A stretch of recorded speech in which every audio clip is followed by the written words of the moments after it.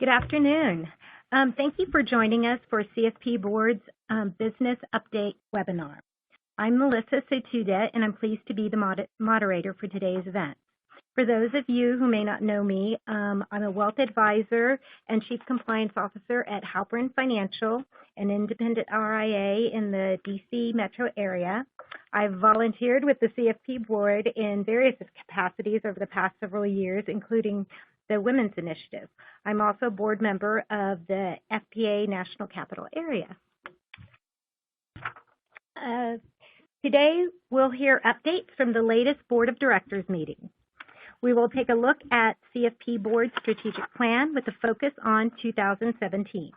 We'll cover the latest from the new CFP Board Center for Financial Planning. We'll hear about updates to CFP Board's CE policies and its CE Quality Improvement Initiative. And we'll also be addressing questions from the audience. Before we get into today's presentation, let me go over a few housekeeping topics. If you run into issues with the audio for this presentation, or if it seems like the slides are out of sync, try refreshing your webinar console. There's a Q&A function on your screen that you can use to submit questions to us at any time during the program. We'll try to address as many questions as possible during a Q&A session at the end of the program.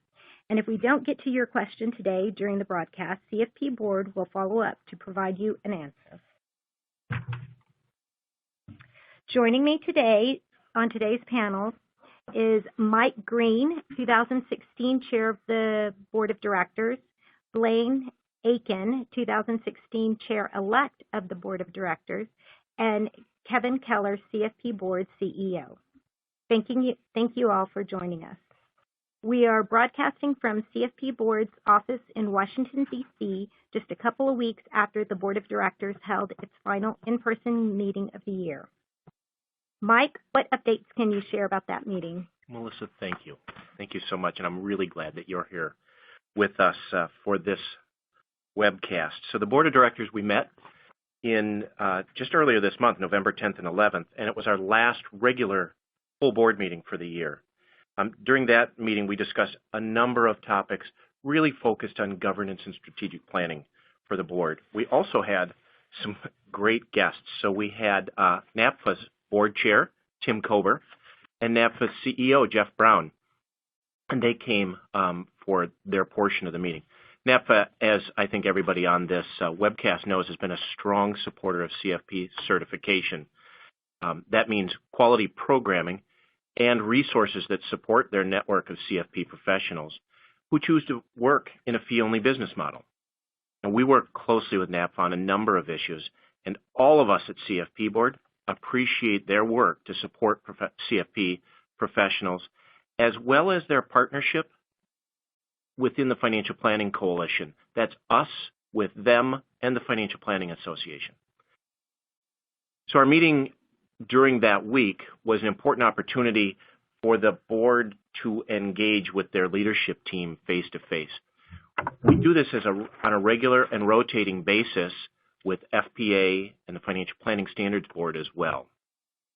So we also held elections for our new members, and I'm very excited about that. My colleague Blaine is sitting next to me, Absolutely. And he ran the nominating committee this year. And the fact is, we had an exceptional group of people. Unbelievable, really. So I'm going to steal your thunder just a little bit, Blaine, here, and use my executive prerogative and share who our 5 new board members are. And 5 sounds like a lot, and it is, but that reflects the talent that we had in this pool. So new directors, and 2 are CFP professionals. So there's Jack Broad, CFP, Principal and Head of Financial Advisor Services, RIA Group at Vanguard, serves as Vanguard's enterprise sponsor for client loyalty. And Doug King, CFP, President and CEO of Cetera Advisor Networks, LLC, previously served in a dual role as Director of Merrill Lynch's Minneapolis and Associates Complex and the Minnesota State President of Bank of America. It's really, this tells you the quality that we have. It does. Now, there are 3 public members, and this is a unique aspect of CFP Board in that we always have public members on our board to represent the interests of the consumer. And I am very, very excited about these folks, and sorry that I will not get a chance to work with them as you will. So let's start. Denise Crawford, I think many of you know her as Denny Crawford, served as a Texas Securities Commissioner for 17 years, twice elected president of the North American Securities Administrator Association, better known as NASA. Then Susana Duarte de Suarez, president and CEO of Media Moon Communications, a global communications firm. Earlier in her career, she was appointed to a senior leadership position by President George W. Bush, including the Federal Emergency Management Agency, FEMA, and the Peace Corps. And finally, and certainly not last, Dane Snowden, Chief of Staff for NCTA, the Internet and Television Association, and previously who served as in leadership roles, including CTIA, the Wireless Association, the Federal Communications Commission, Consumer and Governmental Affairs Bureau, and the United Negro College Fund. So with these new members, we increased the total from 15 to 16, with a total of those folks being 15 voting members. You know, Mike, I think we should take a moment and recognize the great work that Blaine did. There were over 100 people who put their name in the hat, and when you do what we do on the staff front, it is, I think, a healthy sign that so many people are willing to go through the process, because it's not easy as we've defined it, and to have over 100 people just speaks, I think, to a very healthy organization. I agree with you. Blaine, anything you'd add on this one? Well, I would just say it was certainly a team effort. We had a wonderful nominating committee, and members of the staff, particularly Christy Calloway, did a fabulous job of orchestrating the whole process. So we're blessed, really, to have had the individuals who were nominated, and certainly we're blessed to have these finalists now be joining us on the board. And so I make the invite to everybody that's listening, consider next year when we go through our nominating cycle. If you are interested in serving, please get your name in to our process. Many of those folks who do not make it all the way to the final selection as board director, we find them volunteering on the board in many different capacities. So please do put your name in. So the major topic that we ended up spending our time, Melissa, while we were at this board meeting was really about our strategic plan. So in 2012, we adopted a strategic plan that we codenamed, if you will, AGRA, A-G-R-A, and that gave us tremendous focus. I'm going to run through a few of the accomplishments that we had on that, and then talk about the new strategic plan that we adopted while we were down there. So let's just talk about these four, and you've heard us talk about these during previous webcasts over the years. So awareness is the first. That includes public awareness of CFP certification, but also awareness within the industry and among policy leaders and thought leaders. Growth, that's the G, relates to the number of CFP professionals, remembering that CFP Board can only accomplish its mission through the work of planners like Melissa every day. Growth also includes diversity, but I will tell you, we've really zeroed in on the number of CFP professionals in the first iteration. Recognition and regulation, the R, highlights our long-term goals of seeing financial planning and planners, I should say, recognized and regulated as a bona fide profession. And finally, authority. Key way that the board advances its mission of benefiting the public is by advancing the body of knowledge for the financial planning profession and building the profession's capacity. As I said, significant achievements in each of these areas. So awareness. Since 2012, we have doubled awareness of CFP certification using our public awareness campaign, and that's in our specific target, mass affluent initiators. Growth. The number of CFP professionals, and this is hard to believe, and Kevin, I really think that you should have a smile here when you think about, grown by more than a third since you joined the board in 2007. In fact, we reached our milestone of 75,000 this summer, and we're already closing in on 76,000. Kevin, anything you'd add on this milestone? No, I think it is indicative of the hard work that those who came before us, the work that they did.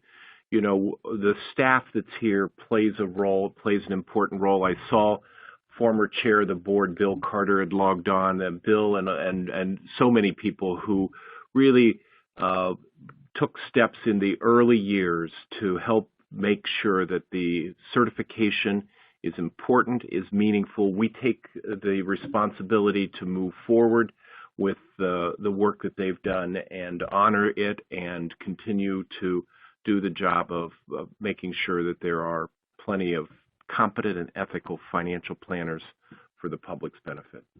Kevin, we were talking about the exam before we started. Melissa and I were sharing war stories about this.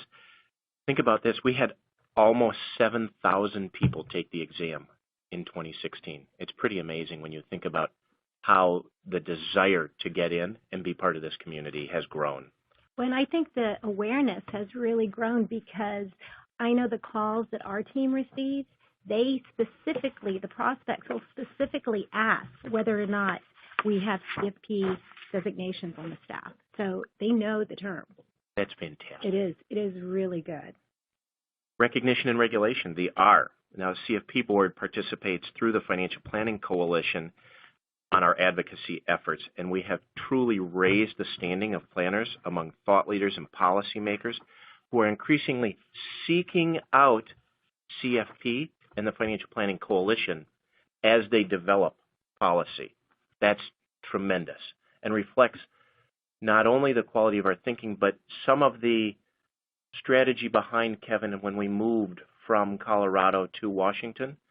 Not only does our thinking help, but physical proximity makes a difference. I think it makes all the difference. Authority, the final element, plays an important role in establishing and developing the profession's body of knowledge. And you're going to hear more and more about the body of knowledge in the coming years. We do that by setting the curriculum for CFP, topic coverage on the CFP exam, both of which are updated regularly through the job task analysis study. And I think many people on this call probably have participated when you received that survey. And we've got several new initiatives underway through the Center for Financial Planning about the body of knowledge, and you'll hear more about that soon. So over the course of 4 years, we've been working within the AGRA framework, AGRA, and we've had effective, and that strategic framework has given us clarity about the priorities, and it allows us to focus our time on those objectives. But as I said, it was a 5-year plan, and 3 years in, we realized that we had achieved much of what we originally set out, and we said it's time to do a refresh. So we began a new strategic planning process just about this time last year. It really began at FPA's national conference just over a year ago. And we started with an environmental scan, not only CFP Board, but our colleagues at FPA and at NAPFA, where we looked at factors that would impact CFP certification and the profession in general. Now that really focused on what was going on in the U.S. Shortly thereafter, we had the opportunity to participate in an international setting when we went to the Financial Planning Standards Board, that's the international CFP group, in Japan, and we had a similar conversation with over 25 other countries. So we gathered this information at a global level. So the board and the staff reviewed what we learned through those discussions, and we formulated a set of strategic priorities. Now, we went through several drafts of those priorities as we went through that period. And very recently, then, we reached out to the certificate community to share their feedback with us on that. And this I found amazing. We had more than 5,500 people participate in the survey. So it may not have been completely scientific, but I will tell you with that kind of response rate, we know what people thought about that.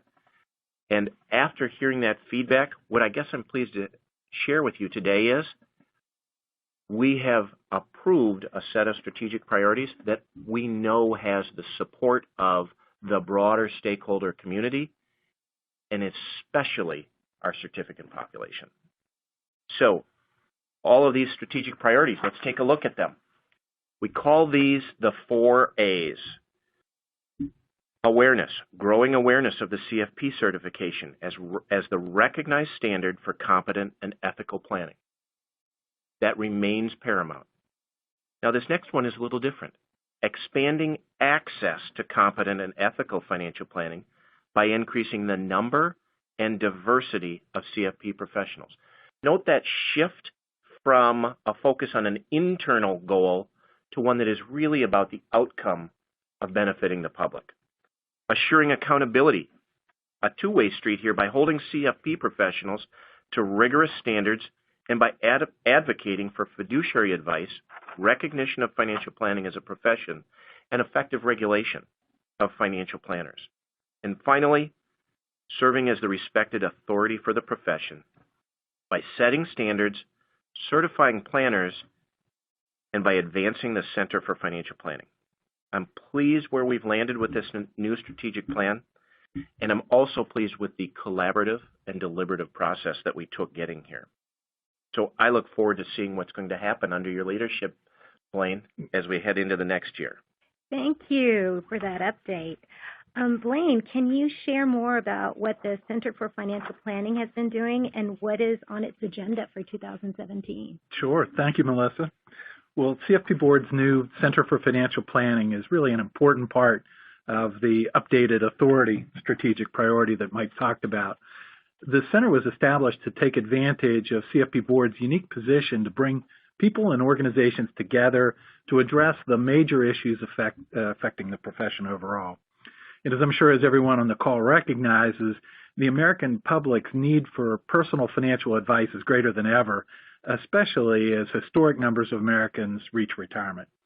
Mike pointed out that we've seen continued growth in the number of CFP professionals, but it's really a different story with respect to the broader universe of financial advisors available to serve the public. That total number has been shrinking, and we know that a significant number of our CFP professionals are retiring. So this is a significant issue for the future of the profession and the financial health of the public. We really believe that the center can play an important role in expanding access to CFP professionals as a whole.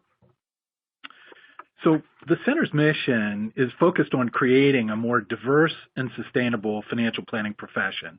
Its vision is that all Americans have access to competent and ethical financial planning advice. This is something that CFP Board can certainly not do alone, but we are in a unique position to serve as a convener and a catalyst to develop solutions.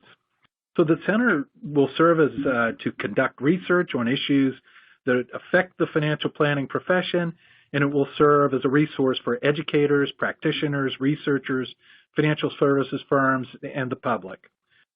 Starting out, the center has identified three main focus areas: workforce development, diversity, and academic home and body of knowledge. So with respect to workforce development, the center will work to attract and develop the next generation of competent and ethical financial planning professionals. It will do so by bringing innovative research-based solutions and approaches to advance the practice of financial planning. Whenever we think about diversity, and Mike, you spent some time on this subject, the center will proactively address the lack of gender and racial diversity within the financial planning profession so that it can really meet the growing and increasingly diverse needs of the American consumer. And finally, with respect to the academic home and body of knowledge, and you spent time on this as well, Mike, I mean, the academic home dimension is so crucial. The center will work to fuel the growth and elevate the caliber of talent in the pipeline from both the existing registered programs and also the top colleges and universities. This is accomplished by creating an academic home for faculty, both from the financial planning profession and related disciplines, and it will also offer unique opportunities for new research and publications. So at this point, I'd like to turn to the ambitious goals, really, that the center has in each of these areas in the next year. So, you know, Blaine, I think, you know, it's really interesting. We had launched the center last November, and so we're 1 year in. But I think what you're about to share is the fact that the center is real. I mean, it is. We're building it. We're attempting to fund it. We're doing all of this work, but I'm so excited about what the center holds for the future. And I just think as we go through these, to think how far we've come in a year. And Marilyn Mormon Gillis, who many people on this call know, has transitioned over from her role in policy and communications to lead the center because she cares about these issues so much. And the fact that we're, out doing things and making things happen, I think is so exciting. Well, the board has been just absolutely 100% behind this there and really excited about it. And it is worth noting Marilyn's amazing role. When you speak about transition, it's double duty that she's been doing for quite a while and doing it so very well. So, when we think about how the center is approaching diversity, there's lots of important things that are taking place. So we're working on a Faces and Voices campaign to showcase financial planning as a great profession for women, millennials, and racially diverse leaders. CFP Board's Women's Initiative, which we kicked off several years ago, has certainly given us a head start on diversity. The center is following up on the recommendations that were outlined in the white paper developed through that initiative. In addition to that, the research to solutions model we used for the Women's Initiative is providing us a map for moving forward on racial diversity. And finally, we will establish a racial diversity advisory group, conduct research, and publish findings and recommendations in a white paper. All of that, I think, it is a huge undertaking and off to a fast start. So then for workforce development, our primary goal this year is going to be focused on supporting pilot projects to establishing reentry internship programs for experienced professionals seeking to return to the workforce. We will be working closely with financial services firms to accomplish that. Now, we've already established a career center that connects financial service firms of all sizes with qualified professionals who hold or are pursuing CFP certification. The Career Center also provides a variety of resources for job seekers and for employers. And importantly, we'll also be establishing mentorship and scholarship programs in addition to conducting research to develop solutions for workforce development. Blaine, before we leave that Career Center topic, if you have not yet checked out who's available there for your own firms, or you have not taken advantage of getting your postings up there, I strongly encourage you to do so because the caliber of people who are within that Career Center are amazing. And when you look for the kind of jobs there, it's just a premier place to match people up. I know for my own firm that's the case, and I've certainly talked to people who have found incredible people through the Career Center. And the other thing is, not only are there searchable resumes, which is important because, you can go and look, but for firms that post jobs, you should know that we have 5 people registered with the Career Center who are passively looking for every one searchable resume. So when you post a job there, you're not just posting it to the people whose resumes are posted. 5 more for every one that you see is actually might be passively looking. I'm sure from none of your firms. Yeah, when we talk about a fast start, that is one area that really was off to a fast start. So if we then talk about the academic home, so here we're developing a website on the financial planning body of knowledge with a searchable body of research. And we're also looking forward to hosting the first international academic research colloquium for financial planning and related disciplines. We are developing this in conjunction with the International Financial Planning Standards Board and the Financial Planning Standards Council in Canada. The colloquium will be held in Washington, D.C. next February, and we really encourage all of you to attend. You can register for this event on the center website. And we're excited to be working with Columbia University on a new program to help get more qualified faculty into financial planning programs at colleges and universities. And we're also very excited about the potential impact of the academic home initiative overall.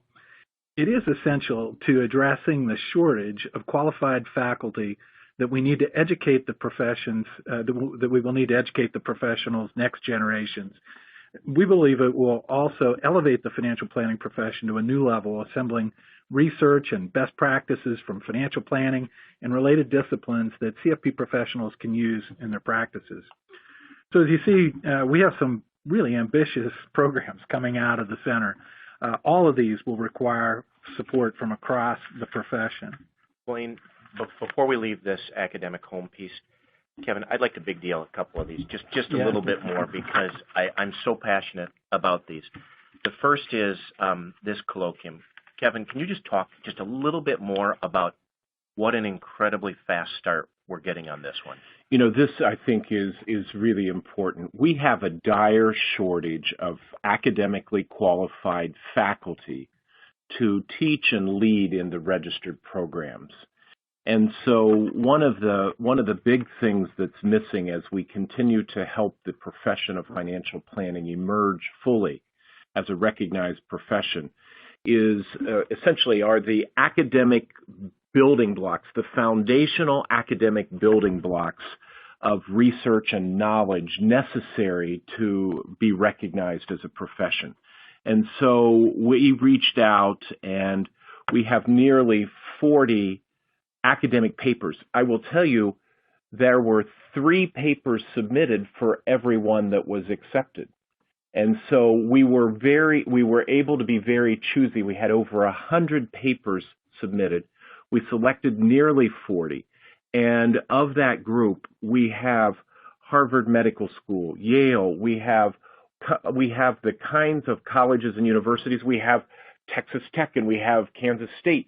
But I'm so excited that as we think about how do we penetrate the top-rated business schools and do we elevate the profession, this is a very important first step. This is an exciting launch. We're pleased to be working with our friends both in Canada with the Financial Planning Standards Council and the international group to make it truly a global. We have, I think, 8 or 9 papers being presented from outside the United States. So this is a very exciting program. So, Blaine, one more thing, because you've done these certificate connections as I have this year, where we're out and we're talking to local certificates where they live. And in each city that I visited, we talked a little bit about this partnership program with Columbia University, and we instantaneously received this positive energy and feedback about that, because so many CFP professionals give back by being an adjunct instructor within a local certification program. Absolutely. And the ability to go and get this kind of education and training to be a qualified instructor. Kevin, I'm super excited about this program. We are as well. It's coming up this spring at Columbia University, and there are really 2 target audiences. One is the practitioner audience who may obviously knows the subject matter but may not be a teacher naturally. And the other target audience is the academic group that may not be a financial planning faculty but a related finance or a related topics to teach the piece. So we're very excited. The program is a week long. It is in New York. It is at Columbia. It will be a certificate program, and it's coming up in May of this coming year. So there's more information about it on our website, cfp.net. It is incredibly exciting. And as I said earlier, you know, the work that we hope to achieve through the center really can't be done by one organization or firm alone. And we're very fortunate to have the active participation of other partners in the financial planning profession. So, you know, please take a look at the center's website to learn more about the center and consider how you might support this important initiative. Your donation to the Center for Financial Planning will make a difference and support important research, advocacy, education, and workforce development initiatives that really will advance the profession. It really is about advancing the profession. And when you donate to the center, you will join thousands of CFP professionals who are supporting the center's work to advance our profession and create a more diverse and sustainable workforce so that every American has access to competent and ethical financial planning advice. And I want to add that while your financial donations are very, very welcome, there are other ways to contribute to the center's work. So as Mike said earlier, whenever we looked at that group of nominees, and so many of them expressed an interest in helping in many different ways, this represents a great opportunity. I need to say because there have been many people who've donated, but I want to make a special recognition of our founding sponsors. So TD Ameritrade Institutional stepped up first. They've made a multi-million-dollar, multi-year pledge to the center because Tom Nally and the team there believe in what we're doing. I also want to recognize Northwestern Mutual as a founding sponsor. And one other sponsor, we talked about the Career Center. It would not have been possible if it had not been for Fidelity Institutional to step up there. So thank you to those three firms. That's great. Well, let me conclude this portion of my remarks, at least, to comment about the Win-to-Win mentoring program. So we recently launched a new mentorship program as part of our women's initiative to increase the number of women CFP professionals. Currently, only 23% of CFP professionals are in fact women. The new mentorship program called Win-to-Win is connecting women who are on the path to becoming CFP professionals with current CFP professionals who can offer encouragement, advice, and wisdom. So we're really grateful for the WIN advocates and others who have already committed to participating in Win-to-Win to help women meet the challenge. But we have hundreds more individuals who have signed up to look for a mentor and haven't yet made a match. So we really need some help here. If you have any interest in being a mentor, please take a minute to learn more and sign up to be a mentor at cfp.net/winmentor. So, Melissa, I'll turn it back to you. Okay. Wow. Gosh, that's just so exciting to hear just all the energy surrounding helping people enter the profession and achieve the CFP certification. I just want to add that I've actually connected as a mentor with a few women, and it was great. It was really, I think they got a lot out of it. I know I did. I love talking about the profession. So I encourage anybody out there who can be a mentor. It doesn't necessarily take a lot of time, and it really does help. Okay, one of the key elements of the CFP certification is our ethical standards, and I understand that the CFP Board is also looking at revising the standard of professional conduct. Blaine, what updates can you share about the work on the Commission on Standards? Sure. Well, I'm happy to do this. I mean, it's really an exciting time to be in the role of a board director. And Mike, really, my hat's off to you for having gotten so much of this started and rolling under your tenure as chair. And it's been a privilege to work with you on these, and really looking forward to carrying forward with the things that you've brought underway. Well, so with respect to CFP Board's professional standards, you know, they really are at the core of CFP certification. These standards differentiate the CFP certification from other financial services designation, and they instill trust and confidence among the public. So last December, just about this time, we announced the creation of a new Commission on Standards charged with reviewing and recommending proposed changes to key sections of our standards of professional conduct. And it is the Commission really is working especially in the areas of the Code of Ethics, the Rules of Conduct, the practice standards, and the terminology and definitions that are used in each of these documents. So we have a current standards handbook that has a lot of elements to it, and this Commission is tackling it all. It's really very, very impressive. And we have to give enormous credit to Ray Ferrara, who serves as the chair of that committee, of the Commission itself. He's been doing a masterful job of leading us through that, and also Leah Rajeski. I mean, he really is a tremendous administrator as general counsel of CFP Board in ushering the process through. So, you know, CFP Board conducts these periodic reviews of our requirements and standards related to CFP certification, And the idea is to make sure that they remain strong and relevant in the conditions of marketplace today. So the last major update to the standards of professional conduct was adopted in May of 2007. But as we all know, a lot has happened since then. So this review is really very important. And boy, it is taking on increasing interest and need as we undergo a lot of the regulatory changes that we faced over the last few years. So the Commission has a number of important issues to address. This ranges from the basic structure of the standards to definitions of key terms like financial planning itself and fiduciary. So, and on to requirements related to disclosures and conflicts of interest. For example, should the standards be principles-based, rules-based, or a combination? Should the standards retain its current structure made up of separate documents for those things I mentioned, the Code of Ethics, the Rules of Conduct, and the practice standards, or maybe we bring them in all into one document? And then what is the appropriate standard of care for services provided by CFP professionals? And that's obviously a huge one.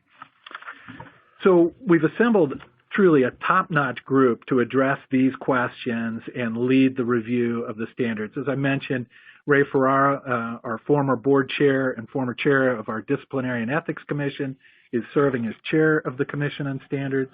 And we have a very qualified and diverse group on the Commission, including CFP professionals representing various business and compensation models, individuals with regulatory experience, a consumer advocate, and a public representative. So the Commission's work is taking place within a very well-defined and intentionally deliberative process. It featured opportunities for public input before the Commission begins developing recommendations, and we're going to seek public input again before the Board adopts any final changes to the standard. So, I'm pleased to report that the Commission is making good progress and that we anticipate releasing proposed revisions to the standards in mid-2017. At the top of the year in 2016, this year, the Commission held 9 public forums around the country to get initial input in addition to having additional meetings with leaders at FPA, NAPFA, and the Financial Planning Standards Board, as well as with key volunteer groups at CFP Board, including the Disciplinary and Ethics Commission and our Business Model Commission. The Commission has held 3 in-person meetings, including one this week, and they formed subcommittees that have met regularly. So we're on track to have a proposed set of revisions to the standards released in mid-2017 for public review and comment, and we are looking at holding another set of public forums in selected cities around the country. So we're going to be on the road a lot again and collecting a lot of very valuable input, and it was great. Whenever we went out there earlier, we got a lot of input right at the outset. So all of us on the board appreciate the dedicated work of the Commission, and we're certainly thankful to everyone who came out and shared their thoughts with us during the public forums. We look forward to sharing more updates about the Commission's work in 2017. And I really can't tell you how excited I am about this initiative. It's certainly at the top of my priorities for the coming year. Thank you, Blaine. Those are important issues, and it's great to see the process for addressing them includes input from the CFP professional community. The CFP Board recently announced some updates to its continuing education policies that take effect in February 2017. Kevin, can you walk us through those updates? Melissa, I surely can. I do, if I could go back to Blaine talked about public input, public comment, all of the outreach. Sometimes we get hit with we get criticized, and that's fine for not being more forthcoming. And this, my commitment as CEO, and I know the board is committed, that we really we need the input of the certificate community. And I just want to, each one of those meetings means that volunteers as well as staff are traveling. And I just want to thank the board for its willingness to go out on the road and to hear what's on the minds of certificants, and just remind people how many times Blaine used the word public input, certificant feedback, and input. So back to the CE stuff. Just had to get through it, had to make that point.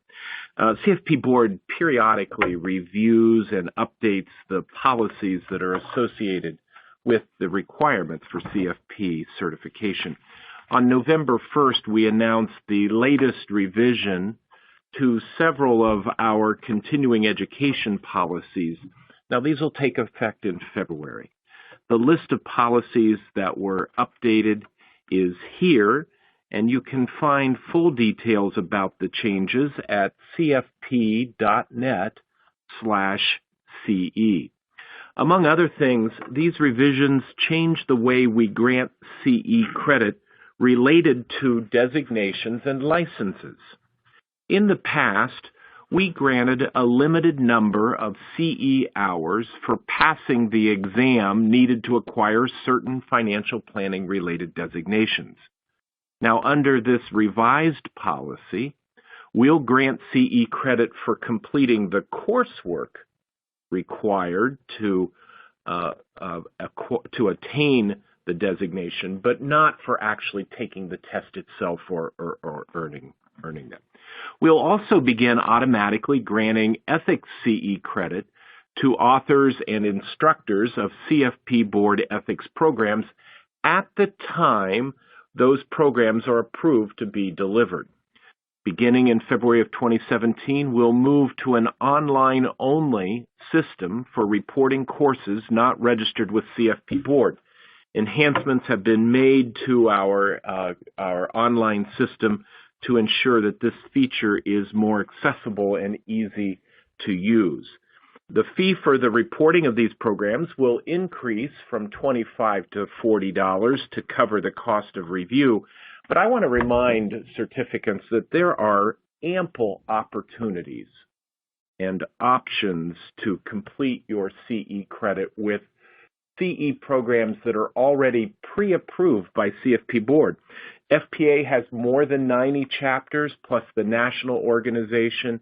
NAPFA is a registered provider. There, we work very closely. Joanna Truitt in our office works with the chapter leaders. We work closely together to get that CE approved ahead of time. In fact, we have over 1,200 CE sponsors currently registered, and there are 14,000 CE programs to choose from. So I think finding a program that's available should not be a problem. These changes that we're talking about are related to a multi-year project that CFP Board has been working on with our CE sponsors. In 2013, CFP Board's Board of Directors approved the development of a multi-year CE Quality Improvement Initiative.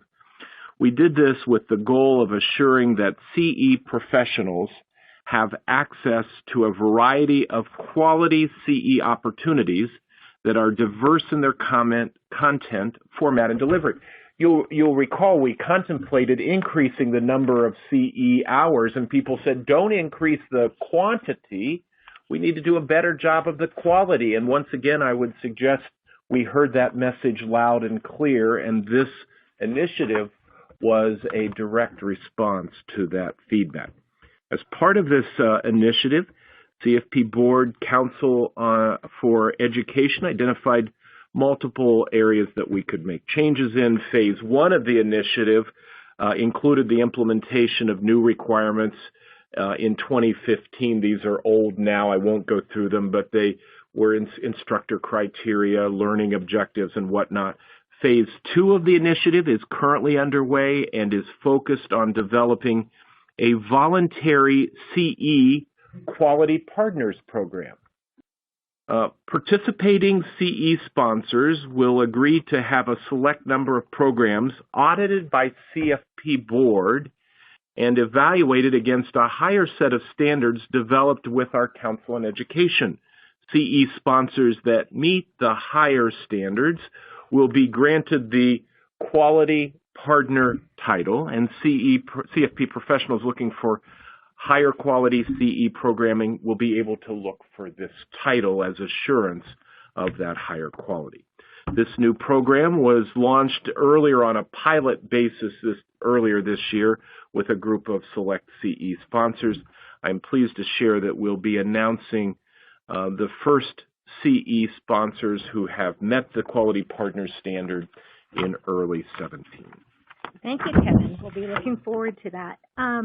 With awareness still a part of the CFP Board's new strategic priorities, what can we expect from CFP Board's public awareness campaign in 2017?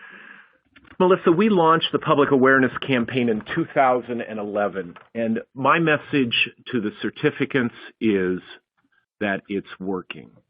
We know it's working anecdotally. You just gave me an anecdote, but we know it's working empirically. We heard Mike Greene say that we've more than doubled the awareness with our relatively small budget.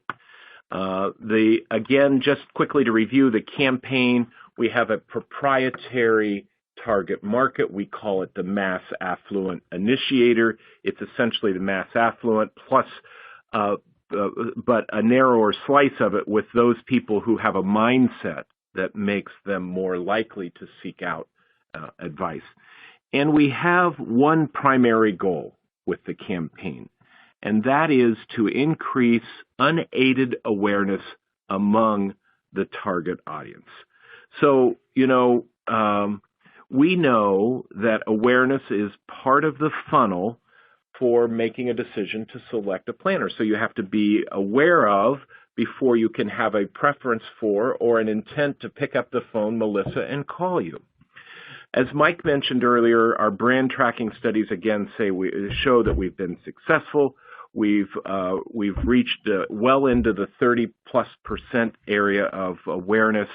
Our studies also find that CFP certification is multiple times higher than any other financial planning designation. No other designation, in fact, even comes close.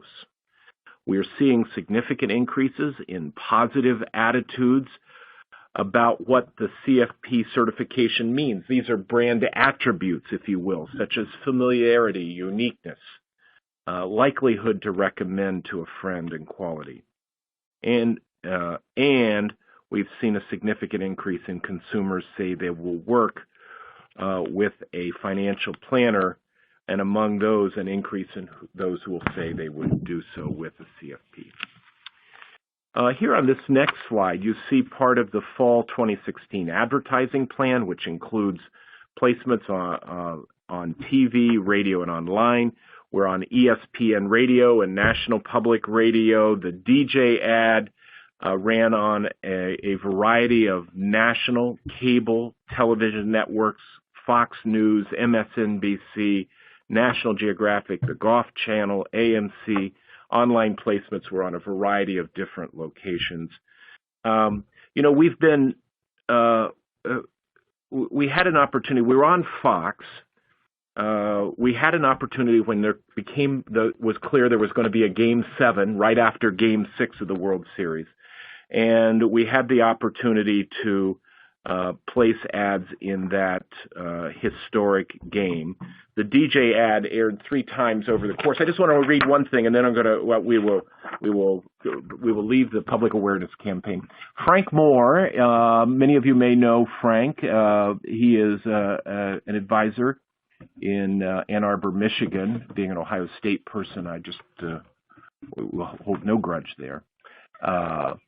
Frank wrote after the ads ran on the World Series, "Kevin, I thought I'd give you a little feedback from the trenches.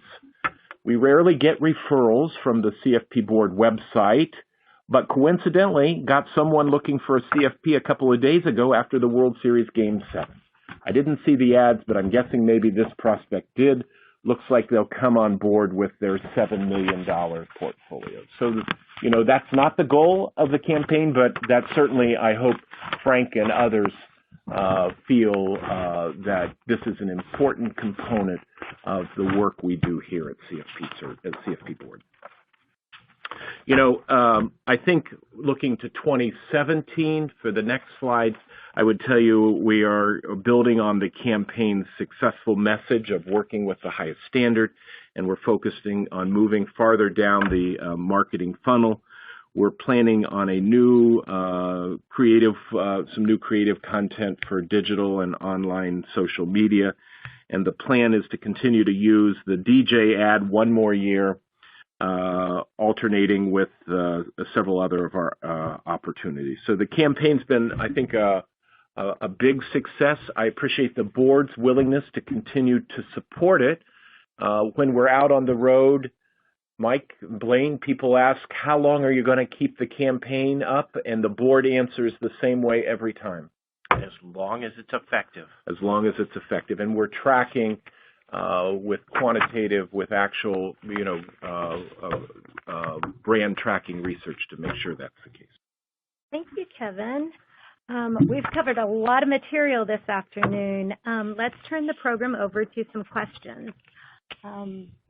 Our first question, Scott asks, what is the CFP Board's goal for registered mark holders by the year 2025? Mike, can you help us with that one? Sure. So I talked about our 4As, right? And access was right there as number 2. Well, I can't address Scott specifically to 2025. What I can say is part of our strategic planning process, we have a short-term goal and a long-term goal, so a 1-year and a 5-year goal for each of those elements. And when it comes to access, we are looking to have more than 92,000, almost 93,000 CFP professionals by 2021. Now, I was careful to mention that it's not just about the number of CFP professionals, but we care a lot about the makeup of those CFP professionals. So increasing the diversity of our planner population is critical to us. That means more women and more people of color. So we take a look here, and we're looking to grow women CFP professionals to more than 23,000 at that same time. So of that 93,000, 23,000. And then when we look about ethnic diversity, we are absolutely looking at significant growth in that area, but we're starting from a very, very low base. So percentages don't mean so much in that framework. Okay, thank you. I think that takes us to Frank's question, who asks, how do we intend to achieve diversity as touted, as you've just explained, as touted in the Center for Financial Planning Marketing, if we intend to do this through more outreach and marketing to women and minority communities, that makes sense. But let's not dilute the quality of the CFP brand for the sake of political correctness.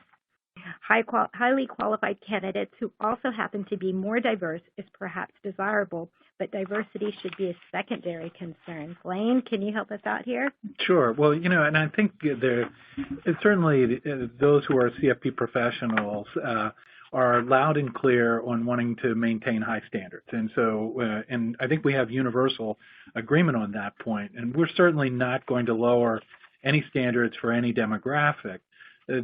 We have a very successful research to solutions model that we've used for our women's initiative, and it's a good example of how we can approach diversity in a very positive way.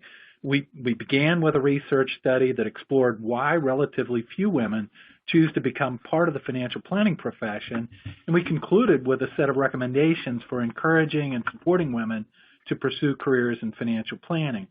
We've been working with organizations and individuals across the profession to implement those recommendations, including things like setting up the mentoring program targeted specifically to women and developing a Faces and Voices of Diverse CFP Professionals campaign that will highlight the fact that financial planning can be a rewarding profession for anyone. So again, we are not seeking to increase diversity by lowering standards for any demographic. That's certainly not necessary, and we're really looking to work hard on the very positive ways that we can improve the profession overall. Okay, thank you. Frank asks, I've heard that the CFP board has discussed making it easier to pass the CFP exam, or perhaps adjusting the passing score so that more people pass each year.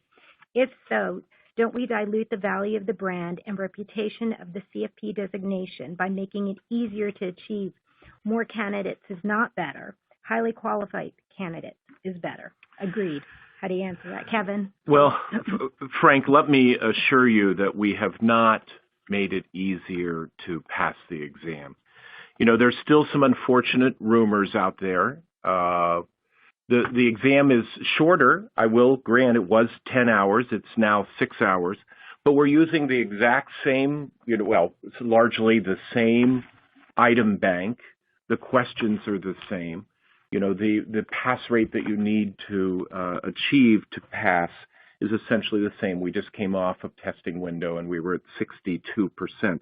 The new computer-based exam format does not mean that it's easier.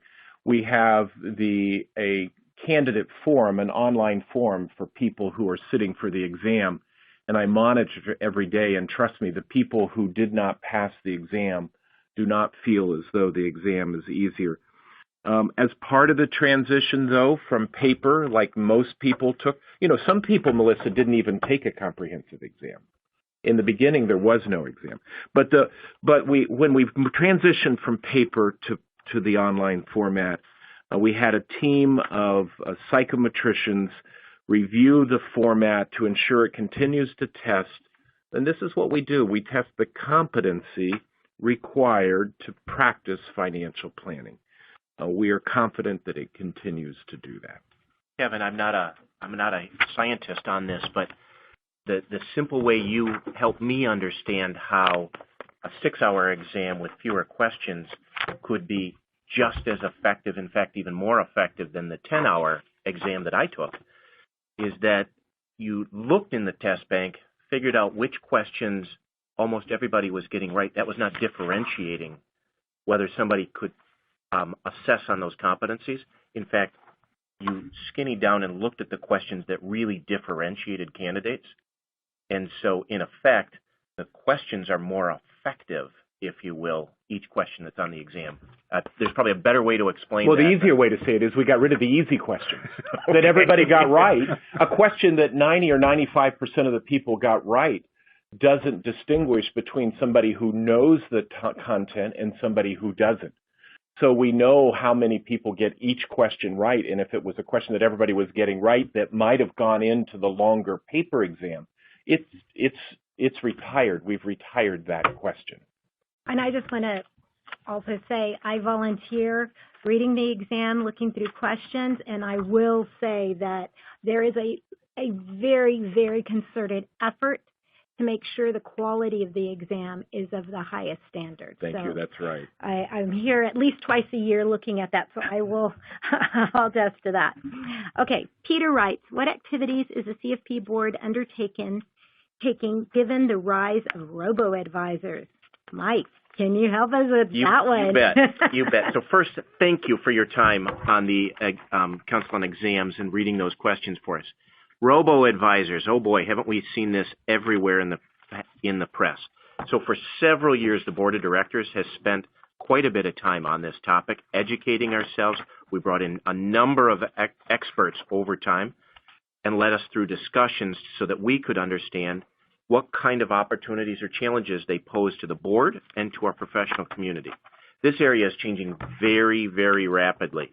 We assembled a digital advice working group. Blaine and I were both part of that. We did something called scenario planning. And one of the things I'm going to ask everybody who's on this call, take a look at our website over the coming month. We will be publishing that paper that looks at potential futures and what could happen with regard to this, because it's evolving so rapidly, no one knows.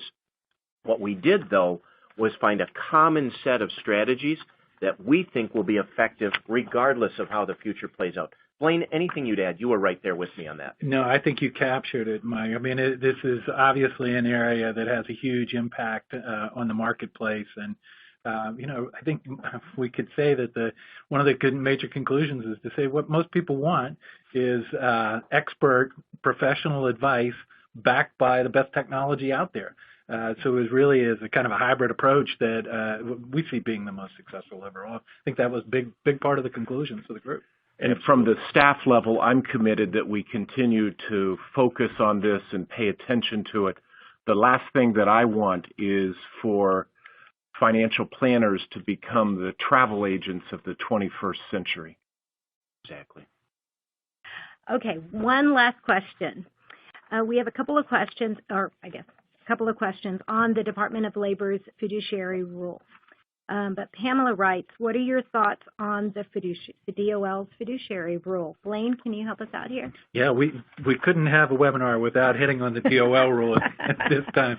But really, I think it's important to know that CFP Board and our partners in the Financial Planning Coalition, FPA and NAPFA, we applauded the DOL for crafting a rule that reflects extensive public comment and sets out common sense standards for ensuring that financial advice is in the investor's best interest. And so the coalition noted in our comment letters to the DOL that the best interest contract rule of the DOL rule is very similar in many respects to the applicable the CFP professionals under our standards of professional conduct. Now, I would be careful to note, too, that we had significant suggestions on how the rule could be improved. And I think that certainly played an important part in the process. So, but we do think that the rule will significantly benefit and protect retirement savers.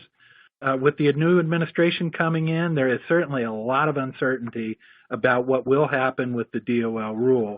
But regardless, the Financial Planning Coalition will work with the new administration to support consumer-first legislation and regulations, including the implementation of the Department of Labor's best interest standard, as well as a fiduciary rulemaking by the SEC. But I want to just kind of close the thought here to say that we're very aware of the important role that CFP Board plays in upholding high standards for the profession, and certainly that is first and foremost in our minds. Thank you. Okay, I think we're out of time. Mike, what closing thoughts would you like to leave with us? Well, first, thank you, Melissa. Thank you for joining us My today. pleasure. And like so many people listening to this call, let me thank you for what you do serving your clients every day. It's easy for us to talk about strategy and all of those things and forget that the real business here is helping Americans feel confident about their retirement, their ability to achieve their financial goals. Thank you for your commitment to that. My pleasure. It's been an honor to serve. This is it. This is my swan song. So, Blaine, I know that this is in great hands with you, and Kevin and the staff provide that constant excellence that we expect. I am really pleased with what we've accomplished over the years during my tenure on the board itself. I am more excited than ever about what the center is bringing us, particularly our initiatives around the academic home and making this a profession that more women want to be a part of. I have a 15-year-old daughter, and I would love nothing more than for her to think that this would be a great place to spend her life's work. So if you want, please look at the center's website and find a way to give and participate. I'd certainly, Mike, echo your remarks and share your thanks that you extend to the CFP professional community. But as I mentioned earlier, I want to recognize your incredible leadership as board chair. The board has addressed some very important topics this year, and not the least of which was our strategic planning. You've kept us on track to adopt the plan of the highest quality, and you've also ensured that we did so through a delivery process that was informed by viewpoints from across the profession. So it's been a real privilege working with you on the board this past 4 years. So we're headed in a positive direction, and I look forward to working with the board in 2017 to make good on our plan and advance the board's mission. And I'd like to thank both of you, both Mike and Blaine and the rest of the board of directors for their leadership. It's, for me, I'm coming up on a 10-year anniversary here in a couple of months. It's great to be part of an organization that is taking such a strategic, forward-thinking approach and one that's making progress on so many fronts on such important topics. I'm proud of the accomplishments that we've made. And in addition to the board, we have more than 200 other volunteers each year. And now with the Women's Initiative, that number's got to be pushing close to 4 or 500. There are many ways you can stay connected in addition to these webinars. We have a lot of important initiatives underway, and I hope you'll get in touch with us when you're at a point you feel like you have some time that you can contribute. Thank you all for sharing this update on CFP Board's work, and to everyone who joined us today for today's webinar. A recording of this presentation will be posted to CFP Board's website within the next week, and CFP Board will follow up with those who asked questions we did not have time to answer during this broadcast. Afternoon.